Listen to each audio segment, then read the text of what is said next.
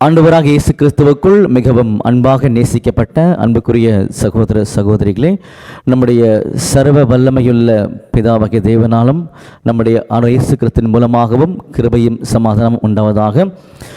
விசேஷ விதமாக மார்ஸ் மேடை என்கிற நிகழ்ச்சியின் மூலமாக ஆண்டவருடைய உண்மையான சத்தியங்களை பார்த்துட்ருக்கோம்.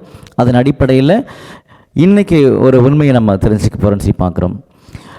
எதற்காக இந்த உண்மையை தெரிஞ்சுக்க போகிறோன்னு சொல்லி பார்க்கும் பொழுது, உலகத்துக்குள்ள இந்த உலகத்தின் அதிபதியாகிய பிசாசானவன் தவறான காரியங்களை உண்மை மாதிரியே அநேகரை நம்ப வச்சிட்ருக்கிறான்னு சொல்லி பார்க்குறோம்.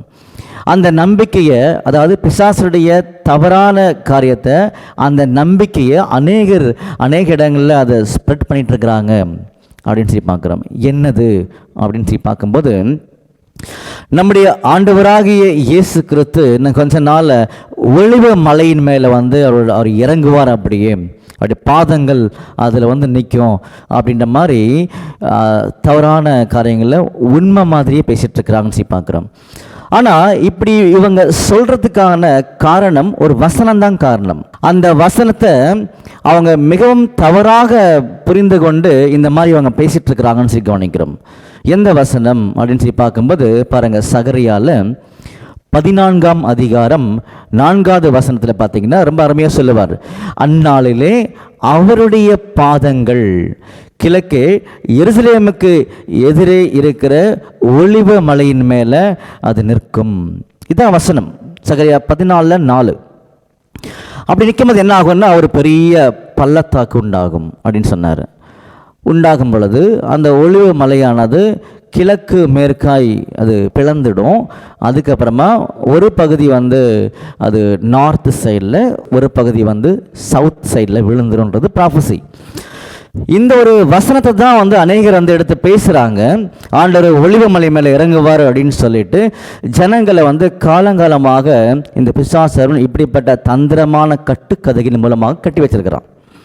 இப்போ வேதம் என்ன சொல்லுது அப்படின்னு கவனிக்கலாம். நீங்கள் யோசிச்சு பாருங்கள், நாங்கள் பகிர்ந்துக்கூடிய ஆண்டோடைய உண்மைகள் தவறாக இருந்து நீங்கள் தைரியமாக வசனத்தோடு எங்களுக்கு கோட் பண்ணி காமிங்க. அதுதான் நியாயம் என்றைக்குமே. பாருங்கள், இது ஒரு தீர்க்க தரிசனம் தானே, ப்ராஃபஸி தானே.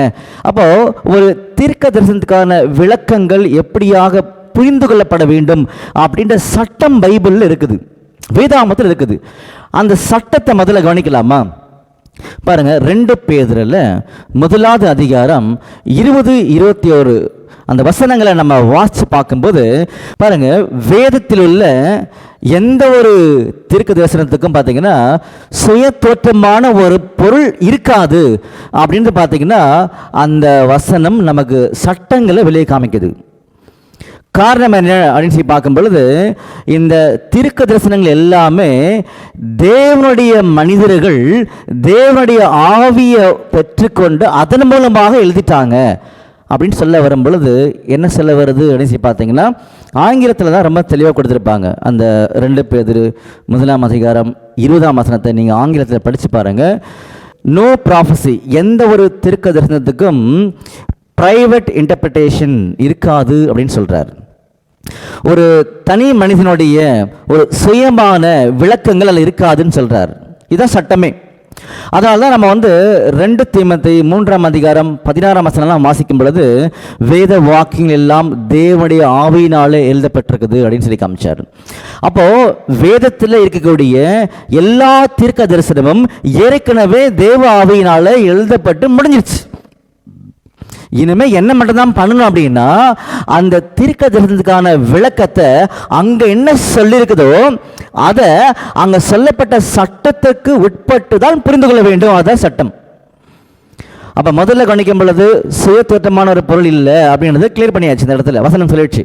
அப்படின்னா இதை அடிப்படையாக கொண்டு அந்த சகரியா 14ஆம் அதிகாரம் 4ஆம் வசனத்தில் சொல்லப்பட்ட தீர்க்க தரிசனத்தை இப்போ நம்ம அணுகும் பொழுதுதான் பிசாசனுடைய தந்திரமான உபதேசம் எந்த அளவுக்கு உலகத்துக்குள்ள அது வளர்ந்து நிற்குது அப்படின்றது நமக்கு புரிய ஆரம்பிச்சிடும். பாருங்க, சகரியாவில் 14ஆம் அதிகாரம் 3ஆம் வசனத்தை கொஞ்சம் நம்ம நிதானிக்கலாம். பாருங்க, அங்கே என்ன சொல்றாருன்னா, கர்த்தர் புறப்பட்டு யுத்த நாளிலே போராடுவது போல அந்த ஜாதிகளோடு என்ன பண்ணுவார்னா போராடுவார்னு சொல்லி காமிச்சார். அப்போ இந்த இடத்துல கர்த்தர் புறப்பட்டு அப்படின்னு சொல்றாரு. நல்லா கவனிச்சுக்கோங்க வசனங்களை.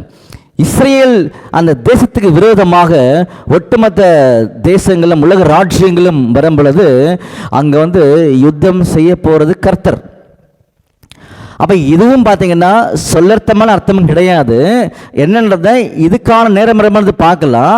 அப்போது இந்த மாதிரி கர்த்தர் அந்த யுத்தத்தை நடத்தும் பொழுது, அதனால தான் 4ஆம் வசனத்தில் சொன்னார், அந்நாளிலே அந்த யுத்தத்தை கர்த்தர் நடத்தும் போது அந்நாளிலே அவருடைய பாதங்கள் கிழக்கே எருசலேமுக்கு எதிராக இருக்கக்கூடிய ஒளிவு மலையின் மேல் நிற்கும் அப்படின்றது தான் ப்ராஃபஸி. சரிங்களா? இப்போ நல்லா கவனிங்க, முக்கியமான ஒரு பகுதிக்குள்ளாக உள்ள என்றாரம். இந்த ப்ராஃபஸியில், அதாவது 4ஆம் வசனத்தில் சொல்லப்பட்ட உண்மைகள் என்னன்றதை முதல்ல கண்ணுக்கு முன்னாடி நிறுத்தணும். அதுக்கப்புறமா நம்ம அதோடைய பொருளுக்குள்ளே நம்ம உள்ளே போகணும். சரிங்களா? பாருங்கள் என்னென்ன இருக்குது அப்படின்னு சொல்லி பார்க்கும் பொழுது, அவருடைய பாதங்கள் முதல்ல இருக்குதா? இருக்குது. அடுத்து என்ன இருக்குன்னா, எருசலேமுக்கு எதிரே இருக்கக்கூடிய ஒலிவ மலை, ஆலிவ் மவுண்டன் அப்படின்றது தெரிய பண்ணிட்டார். அதுக்கப்புறமா ஒரு பெரிய பள்ளத்தாக்கு அப்படின்னு சொன்னார். அதுக்கப்புறமா என் கை பாருங்க, இப்போ இதுதான் ஒலிவ மலை.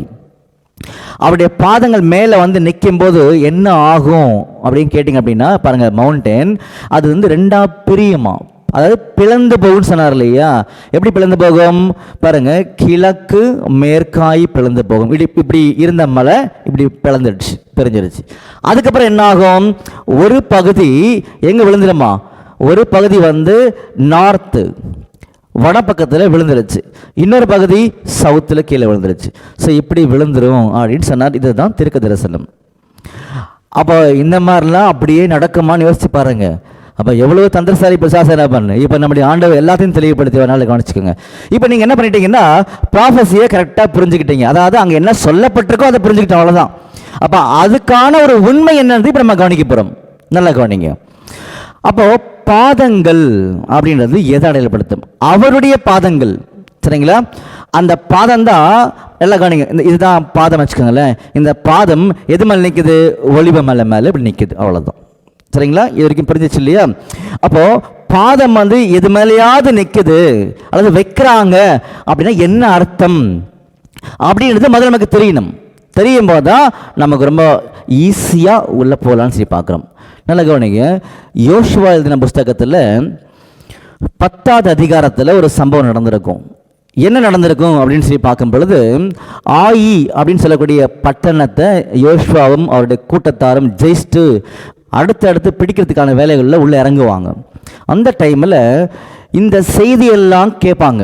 இது யோசுவா பயங்கரமாக ஒரு யுத்த வீரர், எல்லாரையும் ஜெயிக்கிறாங்க அப்படின்னு இன்ஃபர்மேஷன்லாம் கிடைக்கும் பொழுது, புறஜாதி ராஜாக்கள் ஒரு 5 ராஜாக்கள் இருப்பாங்க. அவங்களாம் என்ன பண்ணுவாங்கன்னா, எல்லாரும் ஒன்றா சேர்ந்து யோசுவாவுக்கு எதிராக போகலான்னு சொல்லி பிளான் பண்ணி போவாங்க. அந்த டைமில் என்ன பண்ணுவார்னா, யோசுவா அவங்களெல்லாம் சிறைப்பிடிச்சிருவார். அந்த 5 ராஜாக்களையும் சிறைப்பிடிச்சிருவார்.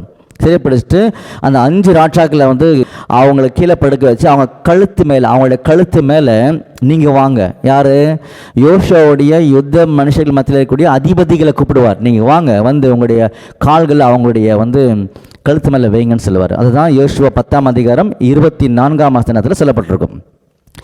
இதன் மூலமாக என்ன தெரிஞ்சுக்கிறோம் அப்படின்னு சொல்லி பார்த்தீங்க அப்படின்னா, இவங்க யாருடைய கழுத்து மேலே காலை வைக்கிறாங்களோ அவர்கள் அடிமை. அப்போ அவங்களுடைய அதிகாரங்கள் அவங்க மேலே செலுத்தப்படுது, அவங்களுடைய ஆளுகைகள் அவங்க மேலே இருக்குது அப்படின்னு அர்த்தம். சரிங்களா? இதுக்கு தான் நம்ம உள்ளே வந்தோம். இப்போது இந்த யோசுவாவை தாண்டி சகரியாவுக்கு வந்துடலாம். சகரியாவில் வரும் பொழுது என் கை பார்த்துக்கோங்க, ஒலிவ மலை, இது மேலே அவருடைய பாதங்கள் நிற்குது அப்படின்னா என்ன அர்த்தம் பார்க்கும் பொழுது, பாதங்களை இப்போ தான் நம்ம பார்த்துட்டு வந்தோம், கால்களை நம்ம பார்த்துட்டு வந்தோம். அப்படி வரும் பொழுது அவருடைய பாதங்கள், அப்போது அவருடைய ஆளுகை, அவருடைய அதிகாரம் எது மேலேயோ இங்கே வருதுன்னு தான் அங்கே அர்த்தம். புரிஞ்சுங்களா? எது மேலே வருதுன்னு சொல்லி பார்த்தீங்கன்னா, ஒலிவ மலை, ஆலிவ் மவுண்டன் அப்படின்றது அர்த்தம் கொடுத்துருக்காங்க. அப்போ ஏன் அங்கே ஒலிவ மலைன்னு சொல்லப்பட்டது அப்படின்ற ஒரு பொருள் இப்போ நம்ம தெரிஞ்சுக்கணும். அது தெரிஞ்சுக்கிறதுக்கு முன்னாடி இப்போ என் கை பார்த்துக்கோங்க, ஒலிவ மலையை நம்ம 2ஆக பிரித்து பார்க்கலாம். ஆலிவ் மவுண்டன், ஒலிவ மலை அப்படின்னு நம்ம எடுத்துட்டோம். அங்கே வசனம் அப்படி தான் இருக்குது. சரிங்களா? அப்போது இங்கே ஒளிவ மலை, அந்த மலை அப்படின்னா மவுண்டெயின் அப்படின்னா வேதாமத்தில் எதை குறிக்கும், பொருள்படுத்தும் அப்படின்ட்டு நமக்கு தெரியணும் இல்லையா? உதாரணத்துக்கு ஒரு வசனம் படிக்கலாம் பாருங்க. தானியேல்ல 9வது அதிகாரத்தில் 16ஆம் வசனம் 20ஆம் வசனம் நீங்கள் படித்து பார்த்துக்கோங்க. அதில் என்ன சொல்லப்பட்டிருக்குன்னு சொல்லி பார்த்தீங்கன்னா, என்னுடைய பரிசுத்த பர்வதமாகிய எருசலேம் அப்படி சொல்லப்பட்டிருக்கும். அப்போ ஏன் இந்த வசனத்துக்கு நான் வந்தேன் அப்படி சொல்லி பார்த்தீங்கன்னா, இந்த ஒரு ராஜ்யத்தை அடையாளப்படுத்துவதற்கு மலைன்ற ஒரு விஷயத்தை பயன்படுத்துவாங்க, ஒரு வார்த்தையை பயன்படுத்துவாங்க அப்படின்றதுக்காக தான் நான் உள்ளே வந்தேன். அதனால தான் தானியேல் 9ஆம் அதிகாரம் 16ஆம் வசனம் 20ஆம் வசனத்தில் மிக தெளிவாக இருக்கும். என்னுடைய பரிசுத்த பர்வதமாகிய எருசலேம் அப்படின்னு சொல்றாரு. அப்போ இந்த இடத்துல மவுண்டெயின் அப்படின்னா எதை அடையாளப்படுத்துன்னா ஒரு ராஜ்யத்தை அடையாளப்படுத்தும், அவ்வளோதான். புரிஞ்சுங்களா? இப்போ நம்ம என்ன பண்ணலாம்னா சகரியாவுக்கு வந்துடலாம். 14ஆம் அதிகாரம் 4ஆம் வசனத்தில் கிழக்கே எருசலேமுக்கு எதிராக இருக்கக்கூடிய அவருடைய பாதங்கள் இருக்கு இல்லையா, அது எது மேலே நிற்க போதான்? ஒளிவ மலையின் மீது. அப்போ ஒளிவ மலை அப்படின்னு நம்ம பார்த்தோம். மலைனா மலை, மவுண்டைன் அப்படின்னா ராஜ்யம் அப்படின்றதுக்காக தான் நம்ம தானியேல் போயிட்டு வந்தோம். சரிங்களா? இது வரைக்கும் ஓகே ஆயிடுச்சு. அப்போ இந்த ராஜ்யத்தை அடையாளப்படுத்துறது தான் இந்த மவுண்டைன் நம்ம பார்த்தோம். ஏன் அந்த இடத்துல ஒளிவ மலைன்னு சொல்லப்பட்டிருக்கப்போ ஆலிவ் மவுண்டெயின் அப்படின்னு ஏன் சொல்லப்பட்டிருக்குது அப்படின்னு நமக்கு தெரியணும் இல்லையா? அப்போ அதற்கான அர்த்தம் பார்க்கணும். வேதாமத்தில் இந்த ஒளிவ மலையை குறித்து அல்லது ஒளிவ மரத்தை குறித்து நிறைய உண்மைகள் வேதாமத்தில் காமிக்கப்பட்டிருக்கு. அப்போ அது சம்பந்தப்பட்ட சில காரியங்களை எடுத்தோம் அப்படின்னா நமக்கு சரியாக புரிய ஆரம்பிச்சிடும். உதாரணத்துக்கு பாருங்க, ஆதியாகமத்தில் 8ஆம் அதிகாரத்தில் ஒரு முக்கியமான சம்பவம் நடந்துருச்சு. என்ன சம்பவம் சொல்லி பார்த்தீங்க அப்படின்னா, தேவனுடைய நியாயத்தீர்ப்பாகிய அந்த மலை வெள்ளம் ஃபுல்லாக நிரம்பி இருக்கும். எல்லா ஜனங்களும் அங்கே மறிச்சிருவாங்க, நோவாவும் ஃபேமிலியும் தவிர மறிச்சிருவாங்க. அப்போ வெள்ளம் வெளியில் இருக்கும் பொழுது நோவாக்கு இந்த நியாயத்தீர்ப்பாகிய வெள்ளம் வற்றிச்சா வற்றலையா, சமாதானம் வந்துருச்சா சமாதானம் இன்னும் வரலையா அப்படின்னு அவருக்கு தெரியல. அதனால என்ன பண்ணாருன்னா ஒரு புறாவை வெளியே அனுப்பினார்.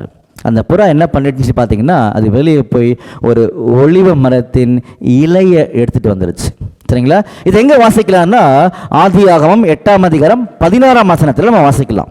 அதனால நோவா என்ன புரிஞ்சுக்கிட்டாருன்னா, வெள்ளம் வற்றி போயிட்டு இருக்குது, ஜட்ஜ்மெண்ட்டு முடிஞ்சிட்டு இருக்குது, சமாதானம் வந்துட்டு இருக்குது அப்படின்னு புரிஞ்சுக்கிட்டாராம் அந்த வசனத்தில். அந்த வசனம் மறுபடியும் நம்ம வாசிக்கலாமா பாருங்க. ஆதியாகமத்தில் 8ஆம் அதிகாரம் 11ஆம் வசனம். சரிங்களா? அப்போ அதனாலே நோவா பூமியின் மேல் ஜலம் குறைந்து போயிற்று என்று அறிந்தார். பார்த்தீங்களா? கரெக்டாக இருக்குல்ல? அப்போ என்ன புரிஞ்சுக்கணும் அப்படின்னா, இந்த ஒளிவ இலையின் மூலமாக சமாதானம் ஜட்ஜ்மெண்ட்டு முடிஞ்சிட்டு இருக்குது அப்படின்றத அவர் அங்கே புரிஞ்சுக்கிட்டாராம். இதெல்லாம் நீங்கள் நிதானமாக வாசித்து புரிஞ்சுக்கணும். சரிங்களா? அடுத்த ஒரு வசனம் வாசிக்கும்போது பாருங்க, யாத்ராகமத்தில் 27ஆம் அதிகாரம் 20வது வசனம் வாசிக்கும்போது அதில் என்ன சொல்லுவார்னா, ஆசரிப்பு கூடாரத்தில் குத்து விளக்கு பரிசுத்த ஸ்தலத்தில் இருக்கும். அந்த குத்து விளக்கு எப்பொழுதுமே எரிஞ்சுக்கிட்டே இருக்கணுமா.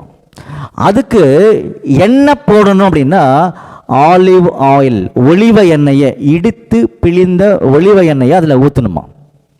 அப்போ அது எப்பவுமே எரிஞ்சுக்கிட்டே இருக்கும் அப்படின்னு சொல்லி சொன்னார். அந்த லைட் வந்துட்டே இருக்குன்னு சொல்லி காமிச்சார். அப்போ அங்கே என்ன பயன்படுத்தப்பட்டிருக்குது? ஒளிவ எண்ணெய். இப்போ எதுக்காக உள்ள வந்துட்டு இருக்கோம் பார்த்தீங்க இல்லையா? அப்போ இந்த சகரியா 14ஆம் அதிகாரம் 4ஆம் வசனத்தில் ஆலிவ் மவுண்டைன், ஒளிவ மலை அப்படின்னு சொன்னதுக்கான அர்த்தம் பார்க்கறது தான் உள்ள வந்துட்டு இருக்கோம். அப்போ மலை அப்படின்னா ராஜ்யம், இங்க ஆலிவ் ஒளிவ அப்படின்னு சொல்லி பார்த்தீங்கன்னா அதுலேருந்து என்ன நமக்கு கிடைக்குதுன்னு சொல்லி பார்த்தீங்கன்னா, நம்ம ஆதியாகமம் 8ஆம் அதிகாரம் 16ஆம் வசனத்தில் என்ன புரிஞ்சுக்கிட்டோன்னா, அந்த ஒளிவ இலையின் மூலமாக அது சமாதானத்தை, நியாயத்தீர்ப்பு குறைந்த ஒரு அருமையான சந்தோஷமான ஒரு காலப்பகுதியை அடையாளப்படுத்துகிற மாதிரி அந்த ஒளிவ இலை நமக்கு அடையாளங்களை காமிச்சுது.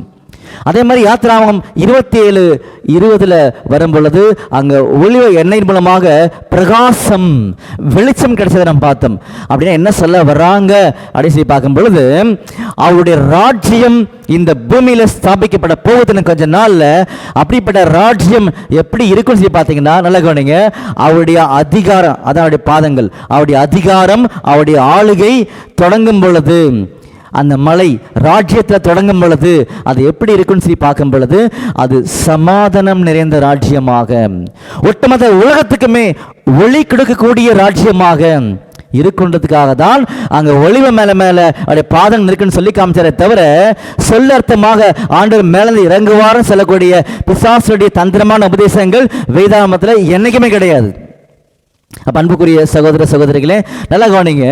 இப்படி அவருடைய அதிகாரங்கள், ஆளுகை செலுத்தப்படக்கூடிய ஒரு காரியங்கள், அந்த ராஜ்யம் தொடங்கிறது உலகத்துக்கு சமாதானமாகவும் உலகத்துக்கு மகிழ்ச்சி, அதாவது ஒளி கொடுக்கக்கூடிய வகையில் இருக்கும் பொழுது, அந்த ராஜ்யம் எங்கெங்கெல்லாம் அதனுடைய ஆளுகைகள், அதனுடைய பிரசன்னம் இருக்குன்னு சொல்றதுக்கு தான் இந்த அடையாளம் காமிச்சார். எந்த அடையாளம்? நல்லா கவனிச்சுக்கோங்க. இப்போ அந்த வசனத்துக்காக நிறைய அர்த்தம் இருக்குது. டைம் கொஞ்சமாக இருக்கிறதுனால நான் கொஞ்சமாக சொல்கிறேன் உங்ககிட்ட. நல்லா கவனிங்க.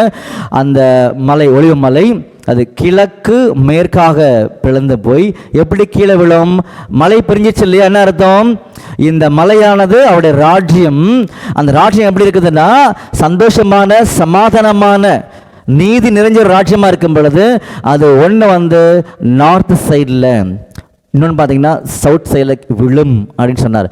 அப்படின்னா நார்த்து, வடக்கு, அப்புறம் பார்த்தீங்கன்னா அந்த தென்புறத்தில் விழுன்னு சொல்லும் பொழுது, இதற்கான உண்மை என்னன்னு சொல்லி கவனிக்கும் பொழுது, நார்த் சைடு எப்பொழுதுமே தேவனுடைய இருப்பிடத்தை அடையாளப்படுத்தி காமிக்கும். புரிஞ்சுங்களா?